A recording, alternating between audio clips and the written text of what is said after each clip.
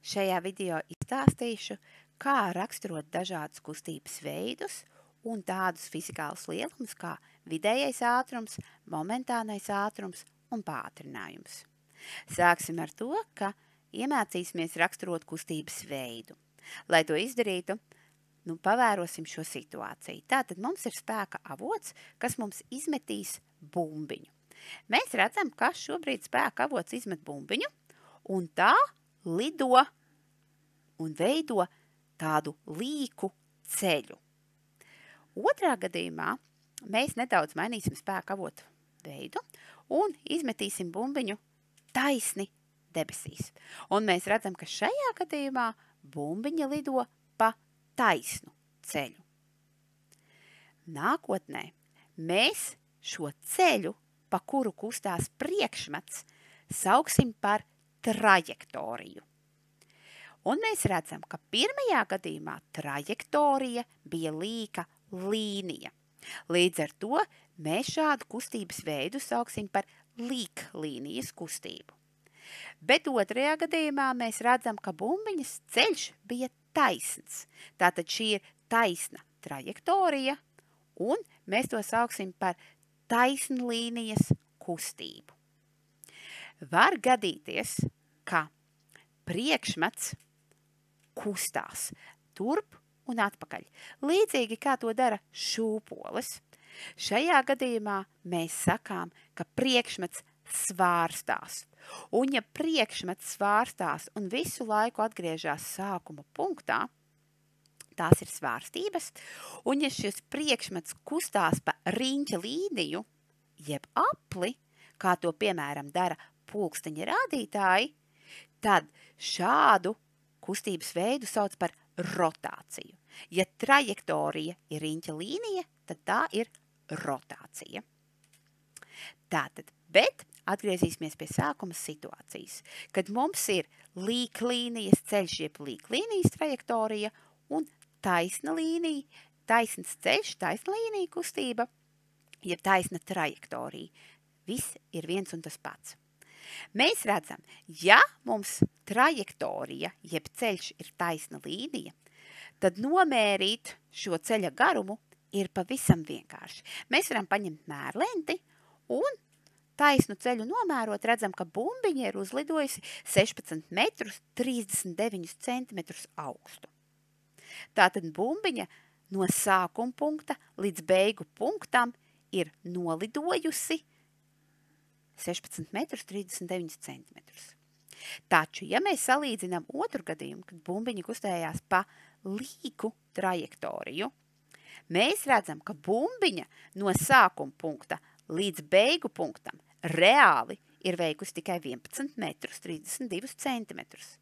Bet bumbiņas ceļš, jeb trajektorija, ir krietni garāks, un to mēs pat nevaram nomērīt, jo mēs nevaram pielikt mērlenti šādā līkā ceļā, jeb trajektorijā. Tāpēc mums rodas vēl viens termins – pārvietojums. Tātad attālumu no bumbiņas sākuma punkta, jeb ķermeņa kustības sākuma punktam, līdz ķermeņa kustības beigu punktam, mēs saucam par pārvietojumu, un tā vienmēr būs taisna līnija. Īsākais ceļš no sākuma punkta līdz beigu punktam. Bet ceļu, pa kuru bumbiņa reāli ir kustējusies, mēs sauksim par trajektoriju. Un šajā gadījumā mēs redzam, ja trajektorija ir līka līnija, tad pārvietojums ir daudz īsāks nekā trajektorija. Bet, ja trajektorija, jeb ceļš ir bijusi taisna līnija, tad pārvietojums sakrīt ar trajektoriju. Tātad tas, kas tev ir jāsaprot, ka nākotnē priekšmeta kustības ceļu sauksim par trajektoriju, un trajektorija var būt gan līka līnija, gan taisna līnija, bet ceļu no ķermeņa kustības sākuma punkta līdz beigu punktam mēs sauksim par pārvietojumu, un tā vienmēr būs taisna līnija. Tālāk, lai izpētītu, tādus fizikālus lielumus kā vidējais ātrums, momentānais ātrums un pātrinājums, pavērosim situāciju, kurā mums ir attēlots motociklists. Tātad, pirmais, ko mēs darām, mēs liekam motociklim kustēties. Un mēs redzam, ka motociklists mums brauc uz priekšu, un lejā mēs redzam, ka mums ir grafiks.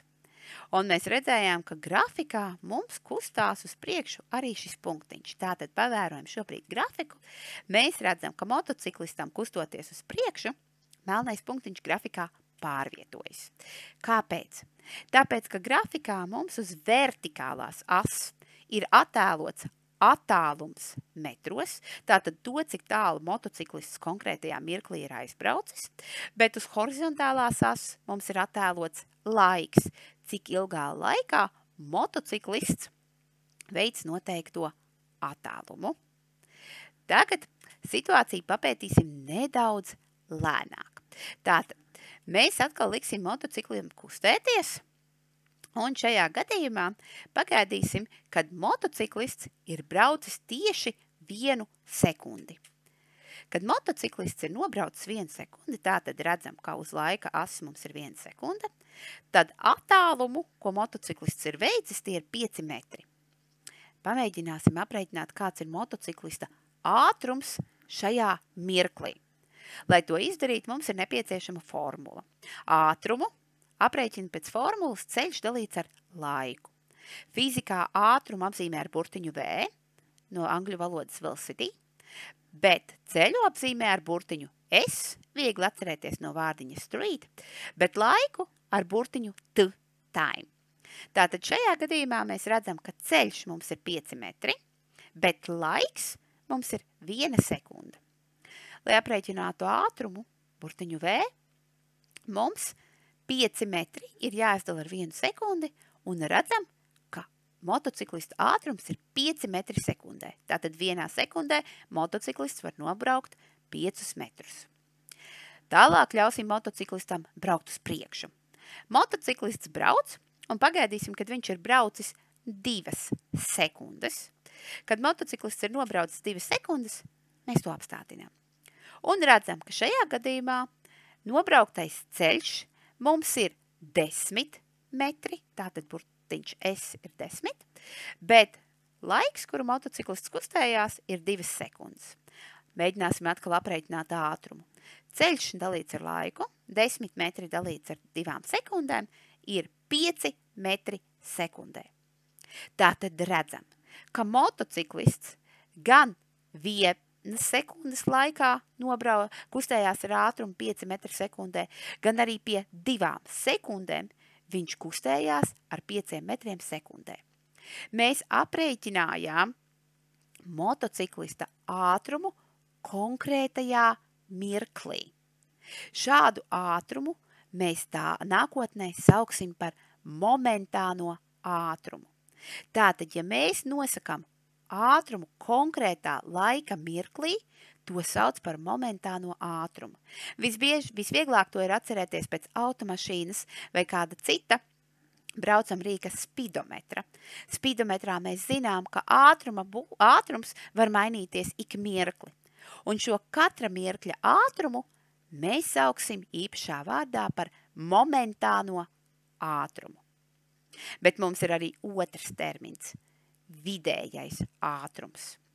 Vidējo ātrumu aprēķina, saskaitot momentānos ātrumus kopā un izdalot ar mērījumu skaitu. Tātad šajā gadījumā mēs varētu saskaitīt 5 plus 5 dalīts ar 2. Saprotam, ka mums ir 10 jāizdala ar 2, un mēs tāpat iegūstam, ka vidējais ātrums ir 5 metri sekundē. Tātad, ja kāds ķermenis visu laiku kustās ar nemainīgu ātrumu, tad mēs saprotam, ka momentānais ātrums var sakrist arī ar vidējo ātrumu. Bet mums ir jāsaprot, ka vidējais ātrums, tas ir tāds ātrums, kurš ir kādā ilgākā laika mirklī. Bet momentānais ātrums ir ātrums konkrētajā laika mirklī. Un mēs jau sākām runāt par to, ka mums ir ātrums varētu arī atšķirties. Tātad mūsu pirmajā gadījumā bija tā, ka katrā mirklī momentānais ātrums bija vienāds. Bet tagad apskatīsim divas mašīnas. Mēs redzam, ka mums ir sarkana mašīna un mums ir zila mašīna.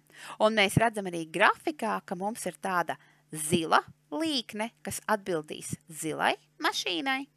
Un mums ir tāda sarkana taisne, tās būs taisnes, kura mums šajā gadījumā atbilst sarkanai mašīnai.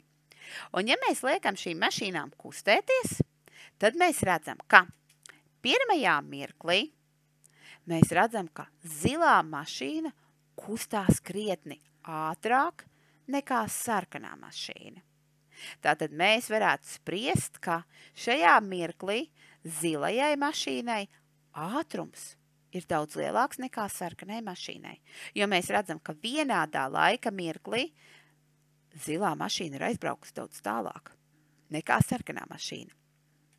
Taču, ja mēs turpinam vērot situāciju, tad mēs redzam, ka arī sarkanā mašīna ar laiku kļūst arvien ātrāka. Tātad pamēģināsim situāciju izpētīt vēl vienreiz. Šajā gadījumā samazināsim nedaudz zilai mašīnai ātrumu, lai mēs situāciju varam labāk izpētīt. Tātad sākumā mēs atkal redzam ko? Ka zilā mašīna kustās ātrāk nekā sarkanā mašīna. Tātad ātrums zilajai mašīnai noteikti ir lielāks. Un mēs to patiesībā redzam arī grafikā, ka šajā gadījumā uz vertikālās asas ir ātrums, un mēs redzam, ka sarkanās mašīnas ātrums ir mazāks nekā zilās mašīnas ātrums.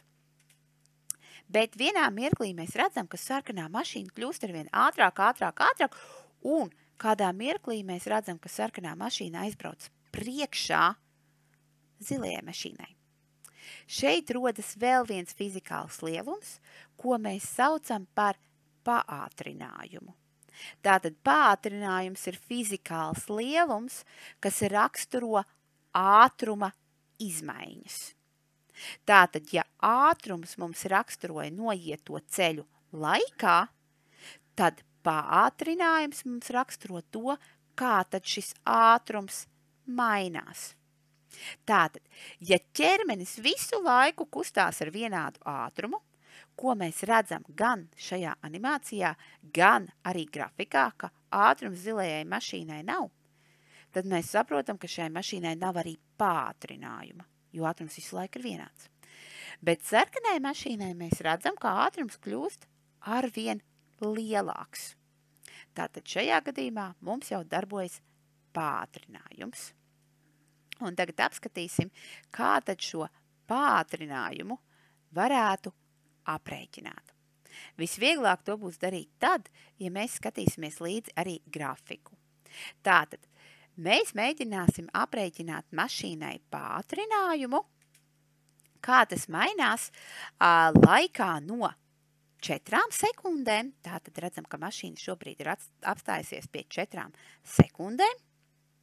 Un mēs redzam, ka ātrums šajā gadījumā ir 8 metri sekundē. Tātad laiks mums ir 4 sekundes, bet ātrums ir bijis 8 metri sekundē. Un paskatīsimies, kā tad šis ātrums mašīnai, sarkanajai mašīnai ir izmainījies līdz 8 sekundēm.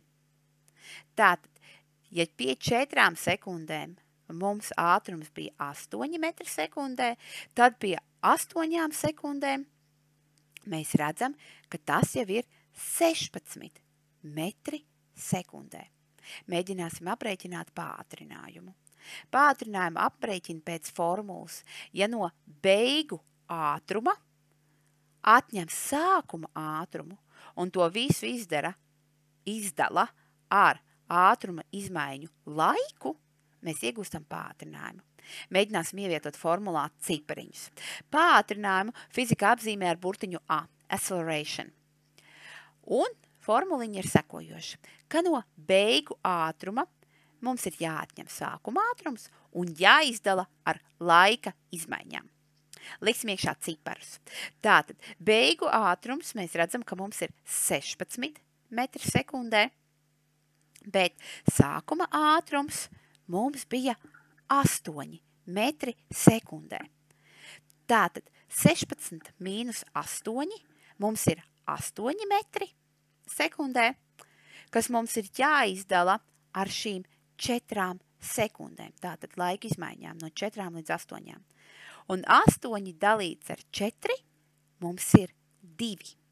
Tātad pātrinājums sarkanai mašīnai ir 2 metri uz sekundi kvadrātā. Tāda interesanta mērvienība kā metrs dalīts ar sekundi kvadrātā. Tātad šajā gadījumā īsi atkārtosim to, ko mums vajadzēja no šī video iemācīties. Tātad pirmām kārtām mums ir jāsaprot, kas ir ātrums. Tātad ātrums raksturo priekšmeta veikto ceļu noteiktā laikā. Un to aprēķina pēc formulas, kad ceļu dala ar laiku. Un fizika apzīmē ar burtiņu V, mērvienība metrs sekundē. Un ātrumu mēs varam iedalīt 2 veidos. Momentānais ātrums, tad, ja mēs ātrumu aprēķinam konkrētā laika mirklī, un mēs varam aprēķināt vidējo ātrumu, kad mēs aprēķinam ātrumu kādā garākā laika sprīdī. Un mums vēl eksistē tāds fizikāls lielums kā pātrinājums, kas šajā gadījumā mums raksturo ātruma izmaiņas laikā. Un mēs redzam, ka sarkanai mašīnai ātrums kļūst arvien lielāks. Un to mēs aprēķinām pēc formulas, kad no beigu ātruma atņem sākuma ātrumu un izdala ar laika izmaiņām.